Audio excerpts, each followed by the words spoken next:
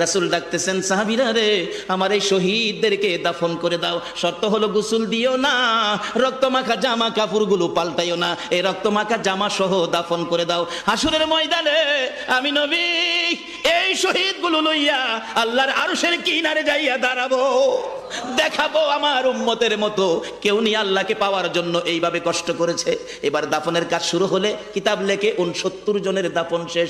70-এর মাথায় আসওয়াত দূরে পড়ে আছে। আমার নবী 2 কদম সামনে গিয়ে দেখে আসওয়াত নতুন তরবারি হাতে চিত হয়ে পড়ে আছে, শহীদ হয়ে গেছে। আমার নবী ডাকে, রে আসওয়াত, মদিনার হুর বিয়ে করতে পাঠাইছিলাম, মদিনার হুর বিয়ে করলি না, যুদ্ধের ময়দানে জীবন দিয়ে বিদায় হলে।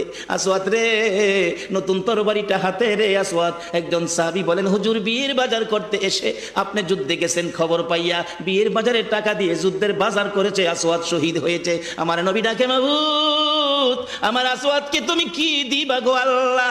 মদিনার হুর নিল না, রাসূলের পক্ষ নিয়ে জীবন দিয়ে দুনিয়ার থেকে বিদায় হলো, আমার আসওয়াতকে তুমি কি দিবা গো আল্লাহ? আসওয়াতের লাশটা ধরে ধরে কবরের দিকে নিয়ে আসতেছে। গোসল লাগবে না, কাফন লাগবে না, শুধু দাফন করে দিবে। আমার নবী আসওয়াতের কবরের পাশে দাঁড়াইয়া মুস্কি মুস্কি হাসতেছেন। সাহাবীরা আরজ করেন, ইয়া রাসূলুল্লাহ, এই কবরের পাশে হাসতেছেন কেন, ব্যাপার কি? আমার নবী বলেন, সাহাবীরা রে, আমি যা দেখি তোমরা তা দেখো না রে। সাহাবীরা, হুজুর কি দেখে হাসছেন জানতে চাই।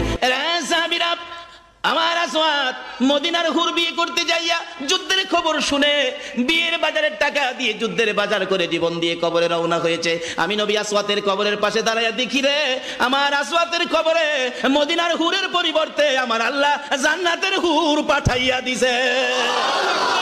এমন একটা বাজার যদি আমাদের জীবনে হয়ে যায়, আমরা করতে পারি, বলুন আমাদের লাভ হবে না লস হবে?